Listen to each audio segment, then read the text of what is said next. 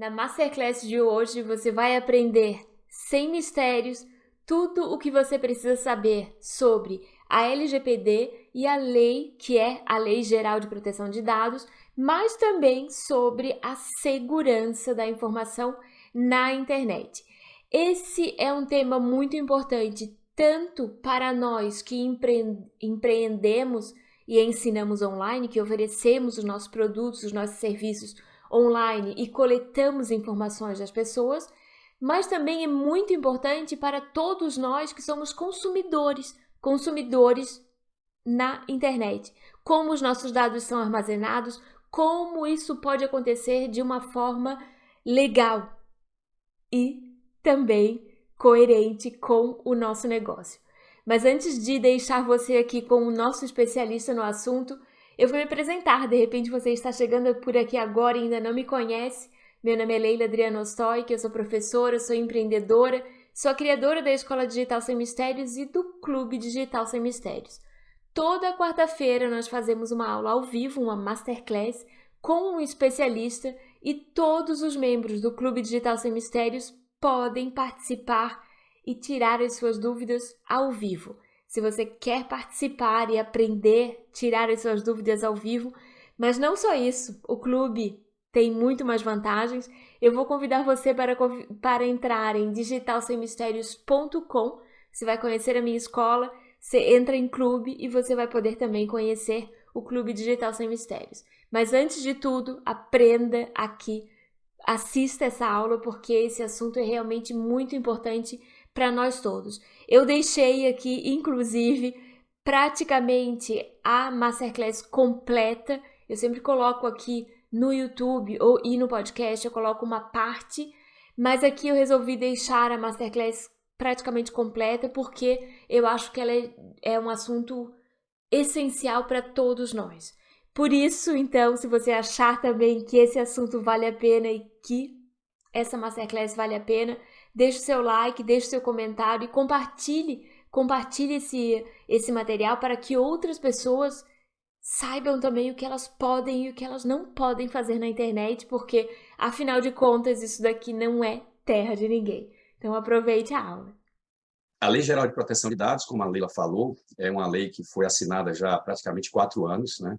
E, no início, ela trouxe assim um pouco de alarde. Eu mesmo, quando, em 2019, eu tive contato com a lei, a primeira vez, eu fiquei assim assustado. Confesso que fiquei assustado, porque a lei ela é assim muito extensa e ela cobre aspectos que nós realmente nunca tínhamos pensado que seria exigido pela legislação por algum governo, né?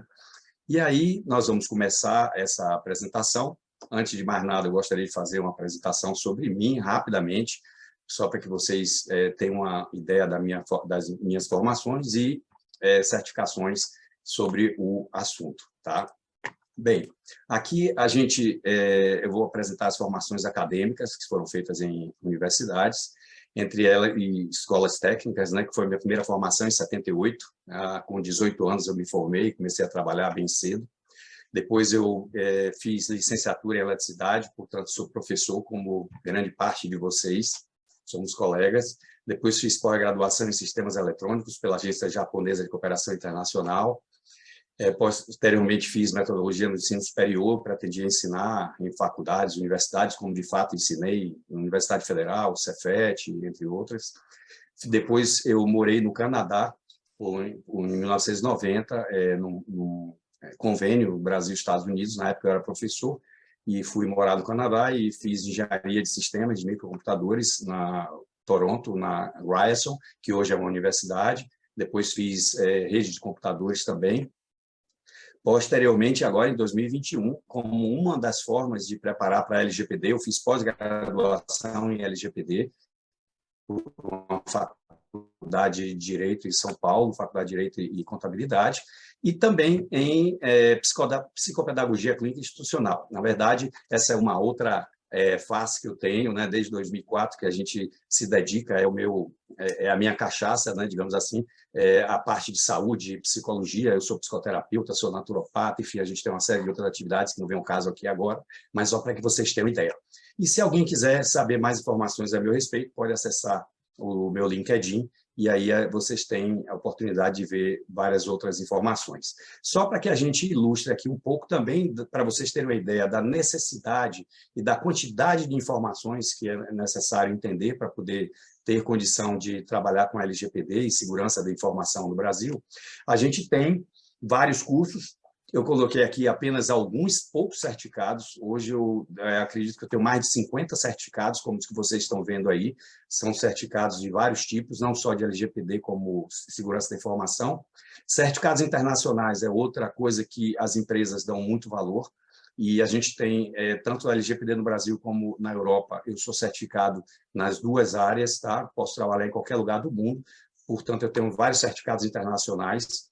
E entre esses certificados aí, a gente tem quase 20 certificados em várias áreas, como vocês podem ver, inclusive não só de LGPD, como também de ISOs, né, que são padrões de norma de padronização internacionais de segurança da informação, principalmente de tecnologia da informação, entre outros.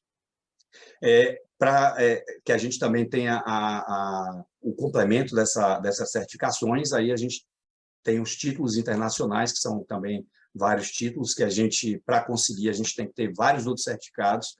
Todas essas entidades que vocês estão vendo aí são entidades internacionais, que eu tive a certificação já há algum tempo atrás.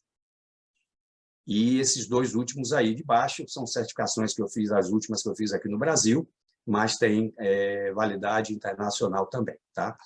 Bom, eu sou membro da Associação Nacional de Profissionais de Privacidade de Dados, que é a segunda maior associação de privacidade de dados do mundo hoje, e eu faço parte do Comitê de Segurança. A gente contribui e participa de várias decisões que são tomadas, e inclusive a nível de governo, porque o nosso presidente dessa associação faz parte do Conselho da Autoridade Nacional de Proteção de Dados do Brasil, tá?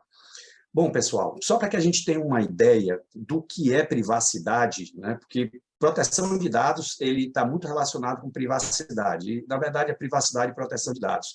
E eu peguei aqui um filme, né? um vídeo, que foi feito por uma empresa, que vocês todos vão ver, de excelente qualidade, dá para ter uma ideia muito boa do que é. É um vídeo curtinho, rápido, mas eu acho que vale a pena a gente ver para poder entender bem o que representa isso para cada um de nós como titulares de dados.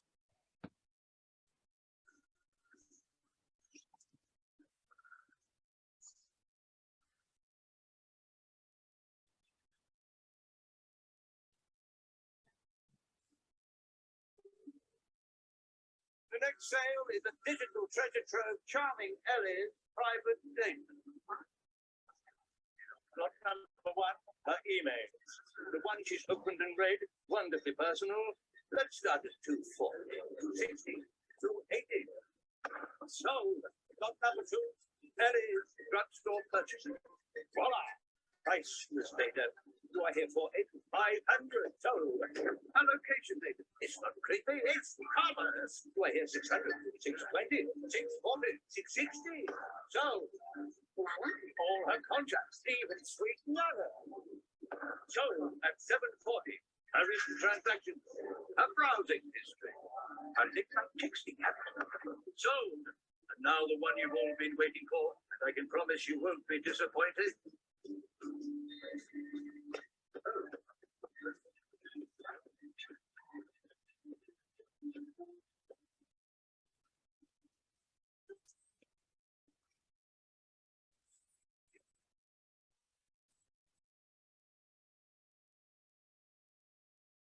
Bom, pessoal, vocês viram aí, é um filme, é um vídeo, né, que foi feito pela Apple, e ele representa bem aí a nossa situação hoje como titulares de dados, como usuários da rede mundial de computadores, e a nossa exposição, tá? Bom, eu trouxe aqui nessa imagem várias marcas que eu acredito que todos vocês conhecem, pelo menos algumas delas. Se a gente pegar aqui essa marca, por exemplo, do canto superior esquerdo, não sei se vocês todos conhecem, mas ela é a logomarca da NSA, que é a Agência Nacional de Segurança Americana, tá? Do canto superior direito, a gente tem a NASA, e depois Coca-Cola, Google, FedEx, LinkedIn, Yahoo, Uber, enfim, Netshoes, a própria Apple, né? São várias marcas mundiais fortíssimas, como, por exemplo, o Exército Brasileiro, bem aqui no meio, o Supremo Tribunal de Justiça, enfim. E todas essas marcas têm algo em comum. Todas elas já foram hackeadas. Todas elas já tiveram incidente de segurança, de alguma forma. E aí vem a reflexão. Se elas, que são empresas, como, por exemplo, a NSA, né, com uma estrutura fortíssima de segurança, que dirá nós, meros mortais, as empresas comuns. Mas não é por isso que a gente vai deixar as portas e janelas abertas para que as pessoas possam invadir os nossos sistemas e tirar proveito e fazer uma série de atividades que não são nada boas para nós, né? Eu vou trazer aqui, só rapidamente, algumas questões de vazamento de dados e multas que foram emitidas para entidades. Por exemplo, Facebook pagou a multa recorde de 5 bilhões, isso aconteceu na Europa, né? A cadeia de hotéis Marriott, e bancos, Fiesp, enfim. A gente vê aqui Oi multada, Uber com vazamento, né? Oi condenada a pagar multa. A gente vê aqui também um caso real que aconteceu em 2016, a Hillary Clinton perdeu a eleição para o Donald Trump por conta dessa ação que foi feita pela Cambridge Analytica e induziu vários eleitores a votar no Trump, né? Isso foi objeto de investigação e ainda está sendo.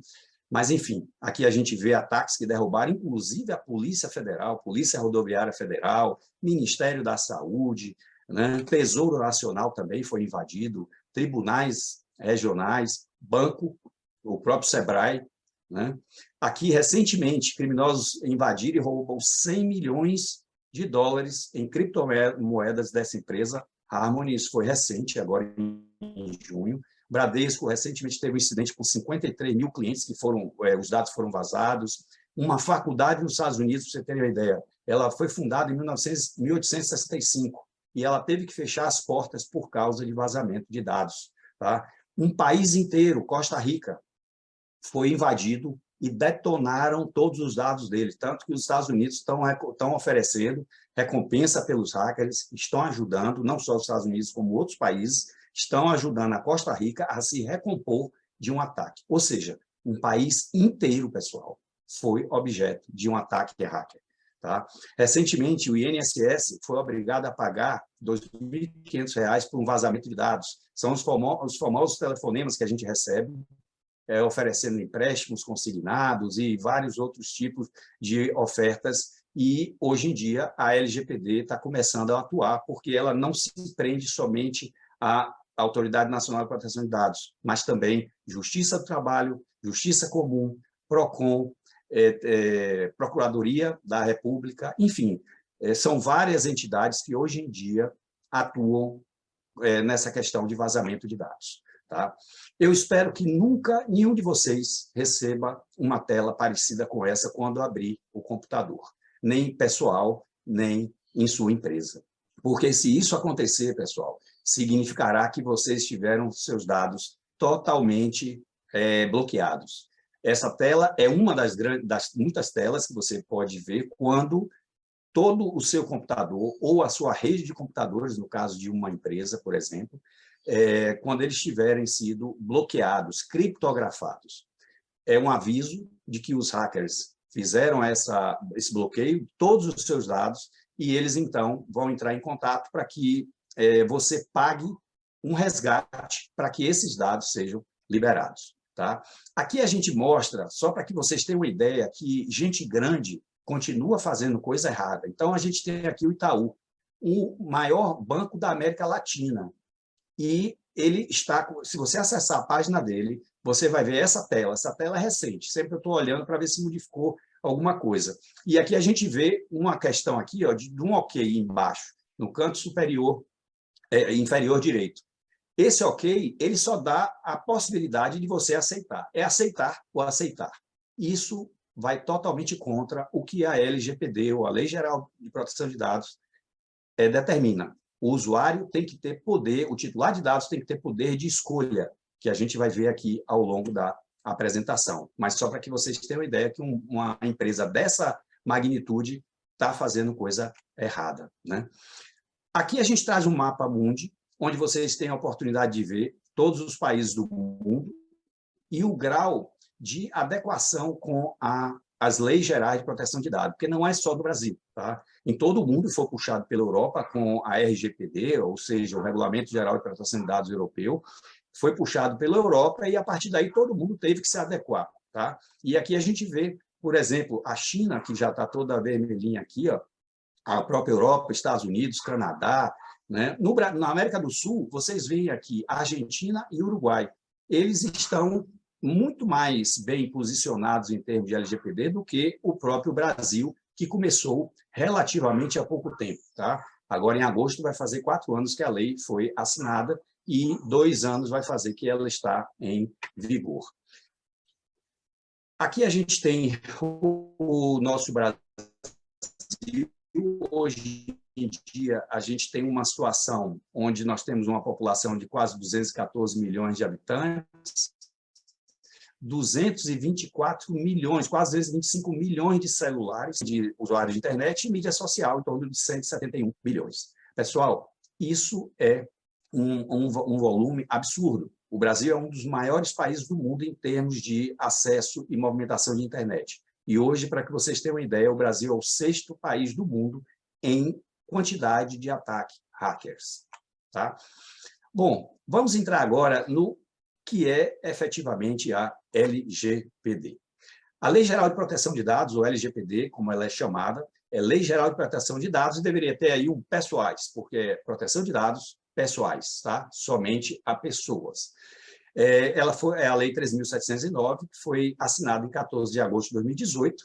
Em setembro de 2020, 2 anos depois, ela começou a vigorar. O governo deu 2 anos para que as empresas se adaptassem. A verdade é que isso não aconteceu. Até hoje, pouquíssimas empresas estão já adequadas ou em processo de adequação, muito poucas. E, a partir de agosto de 2021, ou seja, o ano passado, começou a vigorar as sanções, que a gente também vai ver aqui rapidamente. Bom, a estrutura de dados pessoais da lei, ela é composta de 65 artigos, 10 capítulos, sendo que o primeiro capítulo tem 6 artigos sobre disposições preliminares, o segundo com 10 artigos sobre tratamento de dados pessoais, especificamente, o capítulo 3 com 6 artigos, direito de titular, capítulo 4 com 10 artigos, tratamento de dados pelo poder público, aí é específico para empresas, no caso do governo, né?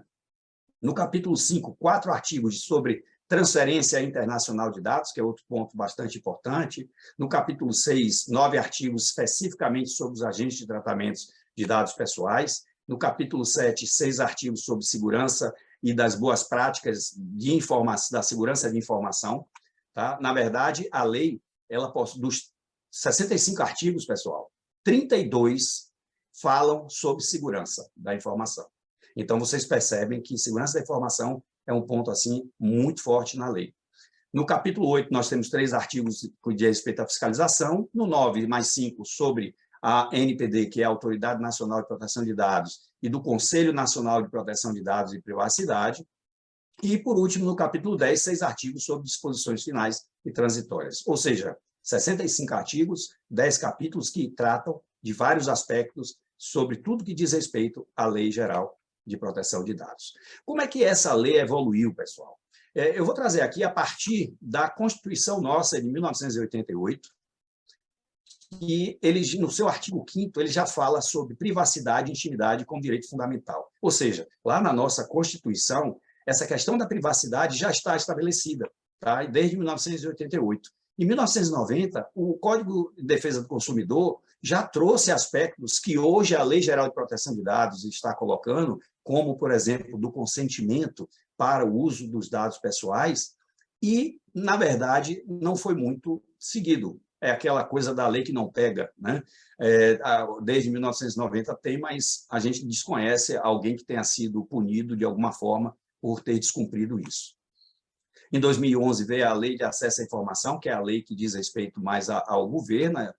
Em 2012, a Lei Carolina Dickmann, ou a Lei de Crimes Cibernéticos, como ela é o nome correto, tá? Foi em 2012 que a Carolina Dickmann levou o notebook para consertar, você teve vários nudes expostos e foi chantageado, enfim, é um caso que teve aí repercussão nacional, que eu acredito que muitos de vocês devem ter visto. Em 2014, teve o Marco Civil da Internet, que regula toda essa questão do processo de, principalmente, provedores de acesso. Todo provedor de acesso, não só empresas que são especialistas nisso, mas qualquer empresa que tem um Wi-Fi e permite que pessoas de fora entrem, por exemplo, e conectem, ou até as de dentro, e conectem o Wi-Fi, devem seguir o Marco Civil da Internet. Em 2018, a GDPR, ou o Regulamento Geral de Proteção de Dados europeu, entrou em vigor, porque ele foi sancionado em 2016, tá? Mas entrou em vigor em 2018, 2 anos também de espaço para que as empresas se adaptassem, da mesma forma o Brasil fez, e em 2020, a LGPD no Brasil. Então, aqui a gente consegue perceber como é que houve a evolução da Lei Geral de Proteção de Dados, mas a gente apenas pincelou algumas leis principais.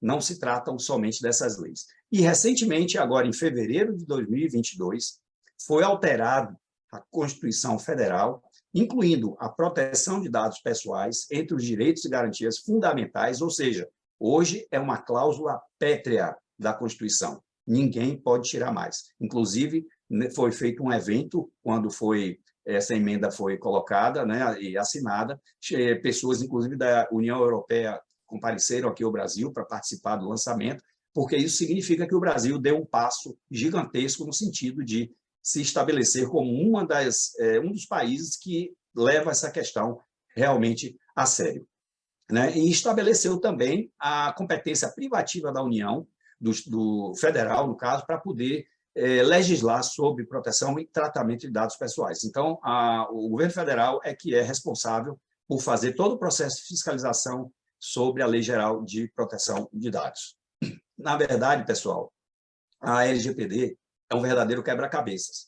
Como eu disse antes, eu apenas trouxe aqui algumas legislações principais, mas tem várias outras que contribuem de uma forma ou outra para a LGPD, sendo que o Regulamento Geral de Proteção de Dados Europeu é que foi fundamental. Eu me arrisco a dizer que cerca de 70% a 80% da LGPD veio do Regulamento Geral de Proteção de Dados da Europa.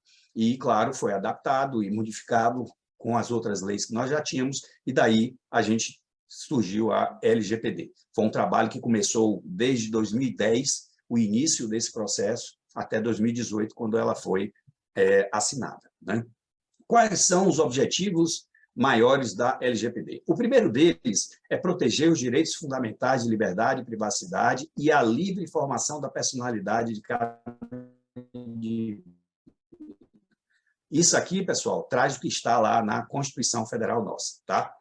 Bem, um segundo objetivo é que a lei dispõe de tratamento de dados feito por pessoa física ou jurídica, direito público ou privado, e contempla um conjunto de operações efetuadas em meios físicos, inclusive digitais, como está na lei, tá? Eu inclusive, não sou muito favorável a esse inclusive, porque dá a impressão que o digital, isso é como está no artigo da lei, tá? E dá a impressão que o digital, ele é secundário. E a gente sabe que hoje em dia está cada vez principal. A parte de papel, a parte de meio físico, cada dia deixa de existir, existe menos, né? Mas, igualmente, tanto o meio físico como o digital são cobertos pela lei, ok? E tanto pessoa física, como jurídica, direito público ou privado. A gente vai ver um pouco mais sobre isso lá adiante. Ele vale para dados relacionados à pessoa, qualquer pessoa, seja brasileira ou não, desde que ela esteja no Brasil no momento da coleta.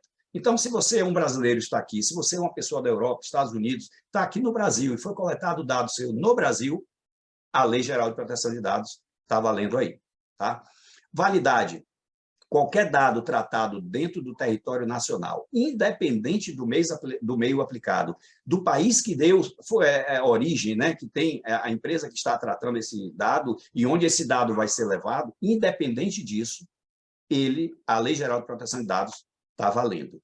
Um outro ponto também, qualquer dado que foi utilizado para fornecimento de bens ou serviços, tá? Exceções à lei. Ela não se aplica em alguns casos. Por exemplo, fins jornalísticos e artísticos, de segurança pública, defesa nacional, segurança do Estado, investigação e repressão de infrações penais, e a lei não se aplica nesses casos aí. para fins particulares também. Tá? Se nós somos, por exemplo, uma pessoa física e a gente está dando uma festinha no nosso condomínio e a gente entrega uma lista para o porteiro, por exemplo, com o nome das pessoas que vão ter direito a entrar na nossa festa. Isso é algo que é pessoal, não tem problema nenhum. Nós temos o nosso celular. No nosso celular, a gente tem dados das outras pessoas, tem nome, telefone, eventualmente e-mail, enfim. Desde quando seja para uso pessoal, a Lei Geral de Proteção de Dados não se aplica. Por quê? Porque ele não teve fim econômico. É algo puramente pessoal. E ela não se aplica também para dados que estejam, por exemplo, fora do Brasil, e que não tenham sido transferidos para cá de alguma forma. Tá? Bem, agora, o que é que são dados pessoais? A gente tem comumente em mente, né, que dados pessoais são, por exemplo, nome, né, e-mail, porque tem o nome da pessoa. Agora, endereço não tem o nome da pessoa, mas é um dado pessoal, porque ele identifica de alguma forma a pessoa. CPF também. E um outro dado pessoal que pouca gente sabe, por exemplo, protocolo IP. O protocolo IP, ele vem a identificar, e na lei está lá que identifique ou que seja identificável, que torne identificável. Né? Então, se você tem qualquer informação que tenha a possibilidade de identificar uma pessoa de alguma forma possível, esse é considerado dado nacional. E o protocolo IP é o endereço, é como se fosse o número da casa do nosso computador. Né? Você tem o número da casa na sua residência, tem a rua, o número da casa. O protocolo IP é o número do seu computador, o número de cada computador nosso na rede internacional, e através dele é possível chegar a você de alguma forma. Tem um outro tipo de dados também, que são os dados considerados sensíveis. Esses dados sensíveis, eles são críticos. O dado pessoal por si só, ele já é crítico, pessoal. Mas o dado sensível, mais ainda, e ele tem outros aspectos que têm a ver com ele, que faz com que as empresas tenham que ter muito mais cuidados. Que tipo de dados são esses? Por exemplo, origem racial ou étnica. Tá? Hoje em dia, também, esse ponto já é bastante delicado. Dados genéticos ou biométricos.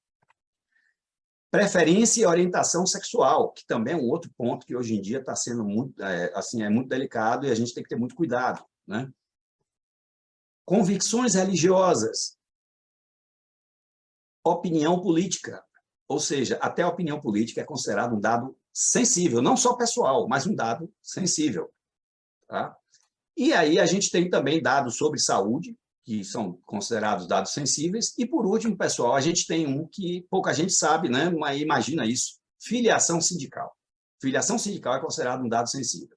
Isso, eu acredito que no Brasil aconteceu porque na Europa é assim, na GDPR, né? É assim, e aí, como nossa lei ela foi muito influenciada, e é influenciada por tudo que acontece na Europa, primeiro na Europa, depois vem acontecendo aqui, a filiação sindical também é considerada um dado sensível. Mas não só esses, tá? Dado sensível, como tem no artigo 11 da LGPD, é tudo aquilo que venha a causar, de alguma forma, discriminação contra um titular, contra um usuário. Se você tem algum dado que possa causar, de alguma forma, discriminação, ele será considerado dado sensível, ainda que não esteja lá no bojo da lei. Tá? Bem, quais são os atores da LGPD? Basicamente, os atores são os titulares de dados, sou eu, cada um de nós que está aqui. O controlador, quem é o controlador? O controlador são as empresas ou pessoas físicas que tratem dados pessoais com fins econômicos. Então, por exemplo, nós temos uma empresa, trabalhamos numa empresa, a empresa tem lá cadastro das pessoas, cadastro dos empregados, ela é controlador, porque ela controla aqueles dados. A decisão sobre o que vai ser feito com aqueles dados é dela. Os dados não são dela, os dados são dos titulares, mas a decisão sobre o que vai ser feito com os dados é do controlador. Tá?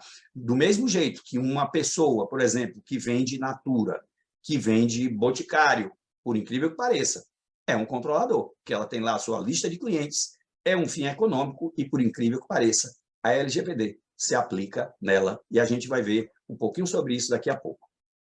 Operador. Quem é o operador? O operador é uma empresa terceira contratada pelo controlador para trabalhar de alguma forma onde ele vai utilizar dados pessoais que o controlador decide o que vai ser feito com eles. Tá? Por exemplo, uma empresa que tem o serviço de contabilidade terceirizado. O pessoal da contabilidade, nesse caso, seria o operador. O controlador, que a empresa contratou, a empresa de contabilidade, vai passar dados dos seus empregados para eles e eles vão tratar esses dados, então eles serão operadores. Só que eles só podem tratar esses dados de acordo com o que o controlador determinar. Tá? A ANPD. A ANPD é a Autoridade Nacional de Proteção de Dados. Ela foi criada junto com a lei, na verdade, foi estabelecida junto com a lei, criada pouco tempo depois. Recentemente, ela alçou a autarquia, ou seja, ela passou a ter autonomia. Na própria lei já diz que ela, na sua maioridade, digamos assim, ela será uma agência, como tem a Anvisa, a ANEEL e várias outras, mas hoje ela é uma autoridade ligada diretamente à presidência da República. Tá? E o DPO. O DPO é o Data Protection Officer, é o oficial de proteção de dados. É a pessoa que tem uma série de atividades, que a gente vai ver daqui a pouco. Inclusive, agora em janeiro desse ano, saiu a CBO, que é o Código Brasileiro de Ocupação, de DPO, ou encarregado de proteção de dados, que é o oficial de proteção de dados estabelecido pelo Brasil já como uma função, né, de trabalho e que pode ser designado o cargo dentro das empresas. Bem, quais são as funções que o DPO tem nas empresas de uma maneira geral? Ele presta esclarecimento, adota providências e demanda dos titulares. Por exemplo, os titulares fazem solicitações. Você tem um site, e aí você tem lá, capta nome, endereço e outras informações. O que é que acontece? Essas informações, um titular pode, em algum momento, querer saber que dados que você tem dele, pode querer saber se os dados são corretos, pode querer que você elimine os dados que ele tem. Então, esse pedido, essa demanda, ela vai ser feita ao titular, ou, perdão, ao DPO. E o DPO é que vai tratar essa informação internamente dentro da empresa e dar o procedimento devido. Ele recebe e responde as comunicações também da Autoridade Nacional de Proteção de Dados. Se a autoridade quiser entrar em contato com a empresa, ela vai identificar quem é o DPO e entrar em contato com ele para poder fazer todo o seu processo. Ele também orienta, capacita empregados, funcionários, contratados, quanto às boas práticas de proteção de dados. Eu, por exemplo, sou DPO em algumas empresas. E a gente faz uma série de atividades, entre elas, a parte também, um dos treinamentos que a gente dá sobre a LGPD, um treinamento básico, é claro. Em alguns casos, a gente faz treinamentos mais aprofundados sobre a própria LGPD e também sobre segurança da informação. Quando solicitado, ele tem que emitir um relatório de impacto, que é uma metodologia, um procedimento que é feito para que você comprove se os dados que você está usando e da maneira como você está usando, com os aspectos de segurança, enfim, se está tudo dentro do que realmente deve ser de acordo com a legislação, e isso pode ser requisitado pela ANPD. E, além disso, executar as demais atribuições que qualquer empresa, o seu empregador ou a empresa que o contratou estabelece que estejam, de alguma forma, relacionadas com a LGPD. Bem, aqui a gente tem uma visão geral. Essa visão geral é da Associação Nacional dos Profissionais de Privacidade de Dados, como eu disse, do qual eu faço parte. Aqui a gente vê, de um lado, o titular, o controlador, o DPO abaixo, a ANPD acima, e do lado direito a gente vê aí o operador A, operador B. Por quê? A gente pode ter vários operadores. Como eu disse antes, por exemplo, uma empresa de contabilidade, é o operador. Uma empresa de TI, de tecnologia da informação, ela pode ser uma empresa terceirizada que foi contratada para isso, um escritório jurídico, e assim sucessivamente. Todos eles são operadores. Existia uma confusão, inclusive, para vocês terem uma ideia, tribunais de justiça no Brasil, há algum tempo atrás, estabeleceram gerentes, pessoas internas do tribunal como operadores, e o presidente do tribunal como controlador. Totalmente errado, isso foi uma interpretação totalmente equivocada da legislação, e depois, pouco tempo depois, a Autoridade Nacional de Proteção de Dados soltou um documento onde ela estabelecia, esclarecia o que era cada um desses atores, e desfez todo esse equívoco e nós, inclusive, já discutíamos muito e sabíamos dessa situação. A gente participa de vários grupos de discussão, não só com relação à segurança da informação, como também com relação à LGPD, e estávamos aguardando a qualquer momento a LGPD se manifestar como de fato fez para esclarecer essa questão que até hoje causa ainda confusão. Bem, quais são os fundamentos da lei, pessoal? Basicamente, privacidade e intimidade, a gente já falou, está na Constituição.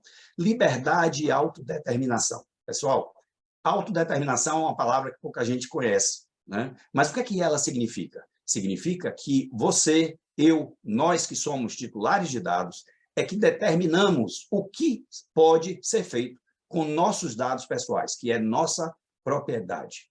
Isso é a autodeterminação.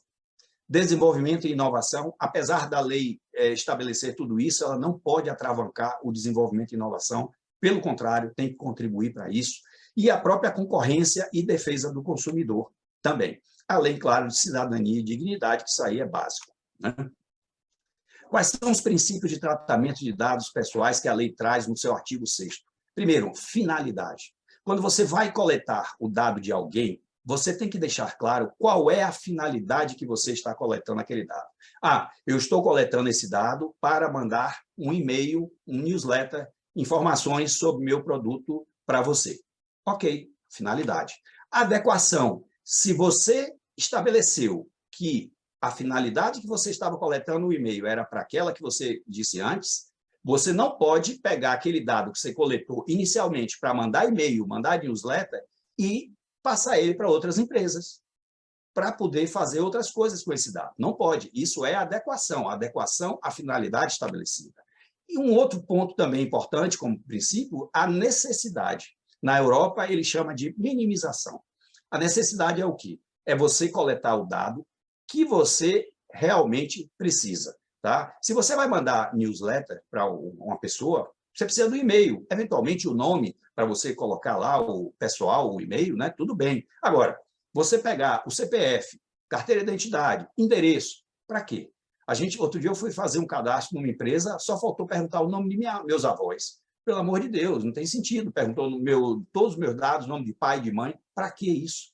E esse princípio da necessidade, pessoal, ele é muito importante, porque cada dado que você coleta, você tem que ter uma finalidade adequada. E se você coleta um dado que não está de acordo com a sua finalidade, você está infringindo a lei e pode ser punido por isso. Então, a gente tem que ter muito cuidado com essa questão. Livre acesso, o livre acesso aos dados aos titulares. Eles têm que ter direito de saber o que você tem, se está correto, se ele quer que exclua, enfim, vários direitos que a gente vai ver aqui também rapidamente. Qualidade dos dados, os dados têm que estar íntegros, totalmente corretos, né? Se tiver uma letra errada ou um endereço errado, o usuário tem direito de exigir que você faça a correção. Transparência, esse é um ponto importantíssimo. Nós não podemos, de alguma forma, ser duvidosos, deixar a coisa nas entrelinhas, negativo. A lei exige que haja o máximo possível de transparência. Isso é algo muito importante em todos os aspectos. Segurança, as medidas técnicas e administrativas. Como eu disse, cerca de metade da lei fala sobre segurança da informação. A gente, em curso de segurança da informação que a gente dá, a gente tem vários artigos da lei e cada ponto de ISO que ele faz referência, ou que tem, não que ele faz referência, mas que ele tem a ver, que a ISO faz a cobertura daquele ponto, e que a gente deve aplicar aspectos, por exemplo, da ISO ou de outros padrões de normatizações internacionais. Tá? E as medidas administrativas, por exemplo, políticas, né, normas, procedimentos, isso tudo faz parte da governança de empresa. Okay? Prevenção. Aqui a gente vê medidas que você vai tomar para prevenir problemas. Então, por exemplo, você tem uma empresa e você faz todo o sistema de proteção dela, utilizando, por exemplo, firewall, antivírus, isso é uma medida preventiva, porque você está se prevenindo, você está tomando medidas que vão diminuir a probabilidade, o risco de você ter um problema. Tá? Não discriminação. Isso aí está diretamente relacionado àquela questão que a gente falou dos dados pessoais sensíveis, tá? Porque os dados pessoais sensíveis, eles podem ser utilizados para discriminar, e não só eles. Então, a gente tem que ter muito cuidado para não utilizar essas informações, os dados pessoais, como forma discriminatória de qualquer espécie. E a responsabilização. A responsabilização é a empresa ou a pessoa física responder por tudo aquilo que ela fizer com os dados pessoais de terceiros, seja de maneira consciente ou não. Por exemplo, aconteceu algo que foi intencional ou algo que independia da vontade dela, mas se ela não tomou todas as medidas que ela poderia tomar para evitar que aquilo acontecesse, ela vai ser responsabilizada. E tem um princípio que ele não está nos incisos da lei, mas que eu considero o mais importante deles em aspecto jurídico, né? E a gente também conhece bem essa parte jurídica, apesar de não ser advogado, é o princípio da boa-fé. Se tem alguém aqui que conhece a parte jurídica, que está assistindo essa apresentação, sabe que a boa-fé é algo que, apesar de a empresa ou a pessoa, por exemplo, cometer uma falha, mas se ela apresenta a boa-fé, aquilo serve como atenuante. E a boa-fé, ela é importantíssima, porque ainda que você cometa um erro, se você fez de boa-fé, você vai ter atenuante, pode ser de uma punição, por exemplo, financeira, ela pode cair por uma punição de advertência e assim sucessivamente. Então, é muito importante que a empresa, e assim todos nós, né, hajamos de boa-fé em nossa vida. Bom, quais são as hipóteses legais que tem na lei?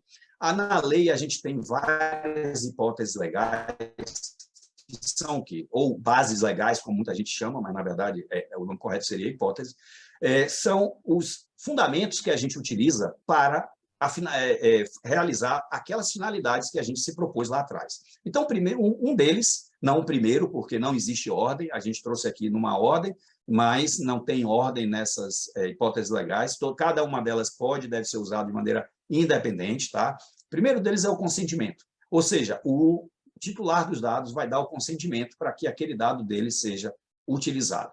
E uma coisa que também é muito importante, o consentimento, lá na legislação, tá muito claro que o consentimento, o ônus da prova é da empresa ou da pessoa física que está manipulando o dado. Ou seja, se o titular do dado disser amanhã ou depois, numa eventual ação, num eventual problema, de que ele não deu o consentimento, quem tem que provar que ele deu o consentimento é o controlador. Tá? Então, esse é um aspecto muito importante que traz determinadas situações um pouco complicadas para que você possa ter a possibilidade de comprovar isso.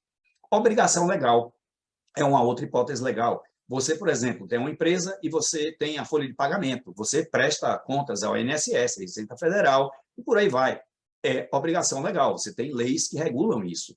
Política pública são empresas do governo que têm determinadas leis que fazem com que eles cumpram determinados processos relacionados à política pública. Se for um órgão de pesquisa, que seja um órgão de pesquisa oficial, sem fim lucrativo, reconhecido pelo governo. Não é simplesmente uma empresa que está fazendo uma pesquisa e se intitula como pesquisa e está livre da LGPD ou justifica a hipótese legal como LGPD. Negativo. Tem que ter toda uma caracterização. Execução de contrato.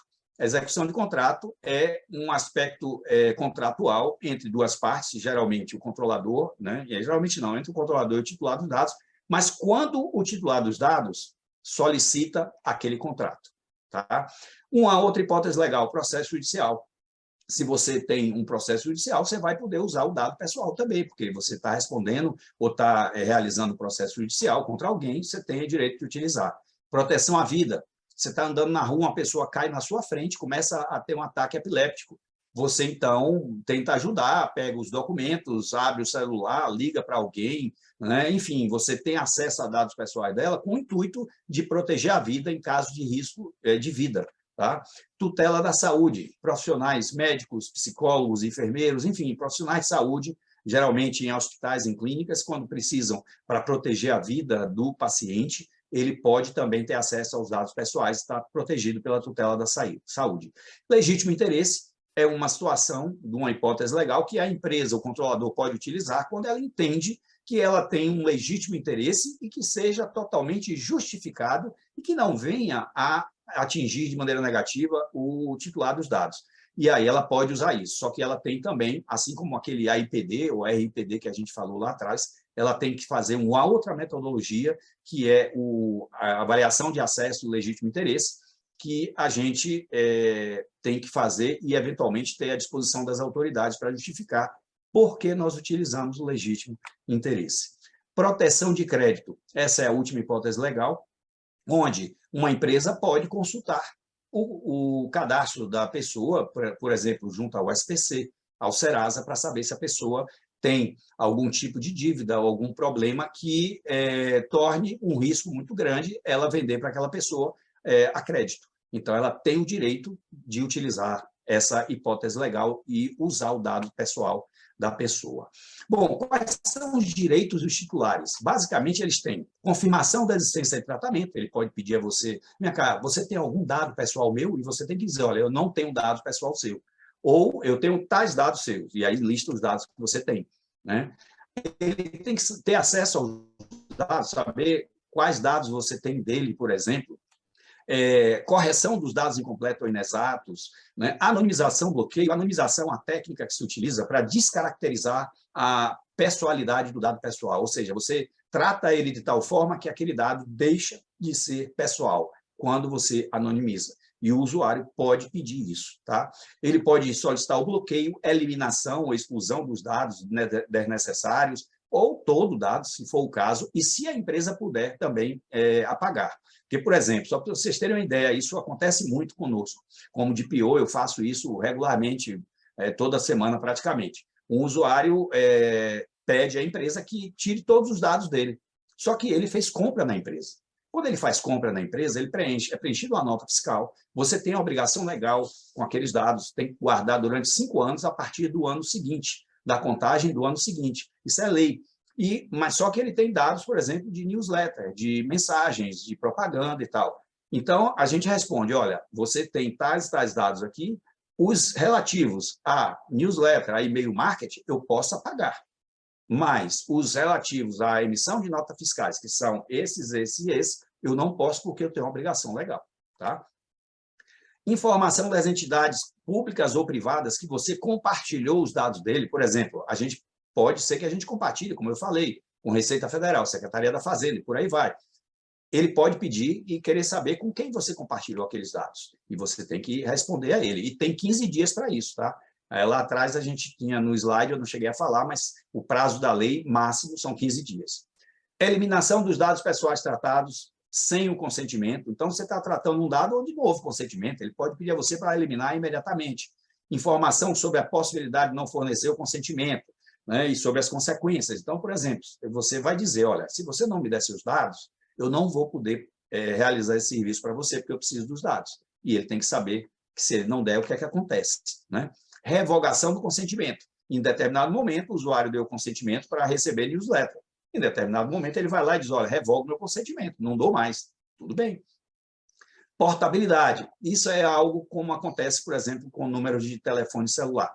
Você vai para uma outra operadora, o seu número acompanha. Então, aqui a pessoa pede a portabilidade, mas é algo muito simples. Você emite, por exemplo, um PDF, um documento em PDF com todos os dados dela, ela pega aquele documento e passa para outra empresa. Isso é algo que, na minha opinião, não precisaria ter na lei, mas está lá e tem que ser cumprido. Bom, pessoal, especificamente aqui para essa apresentação, devido ao público nosso, eu trouxe alguns aspectos sobre agente de tratamento de pequeno porte. E eu cheguei a sinalizar lá atrás, né, quando eu falei sobre a pessoa, por exemplo, que era vendedora da Natura, do Boticário, e não só elas. Existem situações específicas e diferenciadas com relação ao cumprimento da lei, mas só de algumas partes que a gente vai citar aqui rapidamente, para as empresas que são consideradas agentes de tratamento de pequeno porte. Tá? Isso foi feito pela resolução da NPD número 2, agora de janeiro desse ano, para vocês terem uma ideia. Isso já estava sendo tratado e discutido há muito tempo. Agora, em janeiro, é que saiu essa resolução. E aí ela trata o seguinte, agente de tratamento de pequeno porte são microempresas, empresas de pequeno porte, geralmente é o quê? Empresa do Simples Nacional, 4.800.000 de faturamento bruto para trás. Essas daí são agentes de tratamento de pequeno porte. Ou então, startups consideradas inovadoras, com faturamento até 16 milhões, e aí tem uma série de outros aspectos que tem que ser considerado. É claro que uma microempresa, uma empresa de pequeno porte, a depender do tipo de dado que ele trata, ela pode ser considerada um agente de tratamento normal, mas existe toda uma metodologia para poder se identificar isso, que não é o caso aqui a gente discutir isso agora. O que é que o agente de tratamento de pequeno porte tem de diferente de uma empresa comum? Basicamente, ele não precisa de DPO. Por quê? Na legislação, é claro que qualquer empresa que não seja agente de tratamento de pequeno porte, na legislação ela não trata essa questão, ela não diferencia tratamento de pequeno porte e grande porte, mas deixa lá que a ANPD pode fazer uma regulação em cima disso. Então, após a regulação da ANPD, aí você pode ter o quê? O DPO é para qualquer empresa, um agente de tratamento normal, é obrigado a ter. Obrigado, não tem para onde correr, tem que ter. Mas o agente de tratamento de pequeno porte não precisa ter. Por quê? O DPO é um profissional que tem que ter uma especialização. Geralmente são solicitadas certificações, não só nacionais, mas, como eu disse antes, internacionais, para comprovar que aquela pessoa tem conhecimento, tem condição de realizar o que ele diz que ele precisa realizar, porque é algo que não é simples, é realmente muito complexo e exige uma série de conhecimentos da parte jurídica, da parte de segurança da informação, de gestão, entre várias outras coisas. Então, as empresas de pequeno porte, muitas vezes, não têm condição de arcar com um profissional desse. Então, ela é isenta de ter um DPO. Se ela tiver condição de ter e quiser, ótimo, isso vai contar ponto a favor, mas ela não precisa de um DPO. Existe também, com relação à parte de segurança, de uma maneira geral, um checklist da ANPD. Ela soltou um checklist com 48 itens. Agora, observem, 48 itens. E isso é simples, tá? Porque eu tenho um checklist que chega a mais de 200 itens, só para você ter uma ideia. Mas esse checklist da ANPD tem 48 itens, que envolve vários aspectos, desde da parte técnicas e administrativas, né? Treinamento, conscientização, uma série de coisas. Então, ele diz o seguinte, se você preencher esse checklist aqui e der ok, você está coberto, tá? Como agente de pequeno porte. Não se aplica ao agente de tratamento normal, que aí a lista é muito maior do que essa, tá? O prazo em dobro, como eu falei antes, nós temos 15 dias para dar resposta ao titular. No caso do agente de tratamento de pequeno porte, 30 dias. Requisições da ANPD, a depender da situação, a gente tem que dar em 2 dias, nesse caso seria 4, e assim sucessivamente. E uma política de segurança da informação simplificada. Política de segurança da informação é um documento que toda empresa deve ter, onde ela relata lá todos os aspectos relativos à segurança da informação e como é que ela enxerga aquilo. E é uma política, ou seja, ela deve ser divulgada internamente, né? É interno, não é um documento externo, mas todos internamente têm que conhecer como a empresa enxerga a segurança da informação. E, nesse caso, do agente pequeno porte, ele pode ter ela simplificada. Tá? Bom, pessoal, visto aqui as diferenças do agente de tratamento de pequeno porte, ou seja, todo o mais que está na LGPD, o agente de tratamento de pequeno porte tem que cumprir do mesmo jeito que as empresas grandes. E aí vocês já começam a pensar e identificar a necessidade, dificuldade, complexidade disso, mas é lei, e essa lei não vai ter aquela coisa de não vai pegar. Ela já pegou e está cada dia mais intenso a ação em cima dela, tá? E aí a gente vê algumas sanções da LGPD. Ela pode ir desde advertência, multa simples, multa diária, publicização. Pessoal, essa palavrinha aqui é algo que, de uma maneira geral, a gente, em qualquer empresa, quando tem algum tipo de problema, qual era, né, a primeira ação? Esconder, abafar, né? Hoje em dia, a publicização é uma das sanções que a ANPD pode impor às empresas, ou seja, você pode ser obrigado a divulgar na mídia que você teve um vazamento de dados, que você foi hackeado, que você teve um problema de perda de dados. Você tem que fazer isso se a ANPD exigir. Bloqueio de dados. Você tem bloqueio de vários tipos, por tempo, por prazo e até total pela ANPD, e aí praticamente você acaba a empresa, né? E o valor dessa multa ela pode chegar a 2% do faturamento anual da empresa, né? Limitada a 50 milhões. Só que isso, pessoal, não é uma multa e acabou, não. É por evento. Você pode ter uma multa hoje, que pode chegar a isso, pode ter uma multa amanhã que vai chegar a isso de novo, né? Só que, claro, não é a primeira multa que você vai ter, vai chegar nesse valor. Geralmente, as entidades elas têm um processo, como o próprio presidente da ANPD já se manifestou, inicialmente educativo, depois vai ampliando e, claro, isso tudo vai depender uma avaliação. Se a empresa, por exemplo, não, aí a coisa pode complicar. Então, ela fez tudo o que podia, que estava ao alcance dela para que aquilo não acontecesse, tudo isso serve como atenuante, ok? Bem, agora nós vamos ver os impactos da LGPD nas instituições, pelo menos de uma maneira geral. Geralmente causa mudanças estruturais, revisão de contas tem que ser treinada, e mais do que isso, conscientização permanente. Implementação com as legislações, não só a LGPD, mas as legislações de maneira geral, que tenham a ver. Mapeamento de fluxo de dados, para a gente poder entender, numa empresa, a gente poder fazer o trabalho como deve ser feito, a gente tem que entender todo o fluxo de dados dentro da empresa, em cada processo e cada atividade de cada processo. Então, isso não é algo simples, é algo realmente que exige um trabalho grande e uma ação dedicada para que isso seja cumprido, mas a lei determina isso, tá? Alteração em rotinas e processos, porque tudo isso que a gente falou vai causar algumas alterações em rotinas e processos. Só que, em algumas empresas que a gente tem atuado, a gente tem deixado claro e comprovado, inclusive, inclusive tem acontecido dos próprios donos perceberem, quando a gente apresenta, por exemplo, um primeiro relatório de gaps, ou seja, de falhas que a gente encontra a princípio, ele já percebe claramente que aquilo não precisa de LGPD, ele já deveria ter aquilo pronto, mas com a LGPD, a gente, como uma vez um dono de uma empresa disse para mim, não, ele disse para as pessoas, e eu estava presente, ele disse, olha, nós estamos pagando a ele para fazer um trabalho de LGPD e estamos levando de graça a outro trabalho, que a gente não está pagando, entre aspas, porque eu estava levando para eles situações que eles já deveriam ter pronta, e eles não tinham. Falhas, inseguranças, problemas que poderiam causar estragos grandes. E isso, as pessoas, donos de empresas, os diretores, enfim, que são conscientes, eles vão perceber a necessidade e a importância disso. Tá? Plano de resposta a incidente. Esse é um aspecto que geralmente a gente faz por último.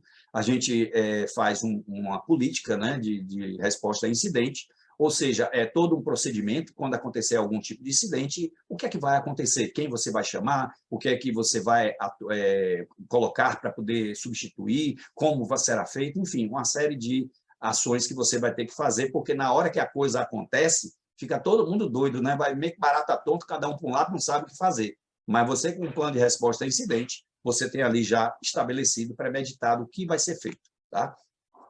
Alguns desafios que a gente tem com a lei, em qualquer empresa.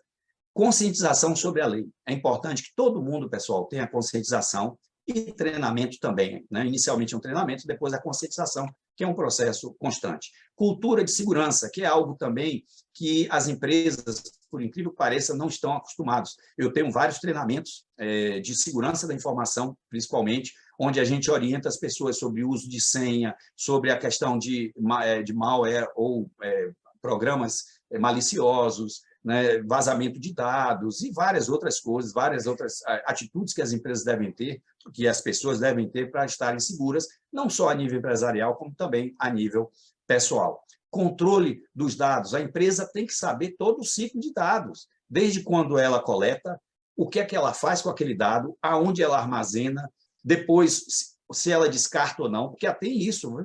Você não pode manter um dado por mais tempo do que o que você precisa. Existe um chamado tempo de retenção. Então, se você tem um dado que a sua finalidade ele é utilizado por um ano, depois de um ano você não pode manter aquele dado, você tem que eliminar ele. Se você mantiver o dado por mais tempo do que o que você precisa para atender a sua finalidade, você também está infringindo em erro. E esse também é um problema, porque imagine, você tem que controlar. Tem empresa que tem arquivo morto da vida toda, de 30, 40, 50 anos, e não pode. Você tem que fazer uma varredura e os dados só podem ter o tempo de vida adequado, e isso está diretamente relacionado ao ciclo de vida. Tá? Quais são as empresas, os departamentos que são afetados de uma maneira geral? Desde a diretoria, que isso tem que vir de cima para baixo, se não vier de cima para baixo, vai ser problemático. Ainda quando vem de cima para baixo, a gente tem problema.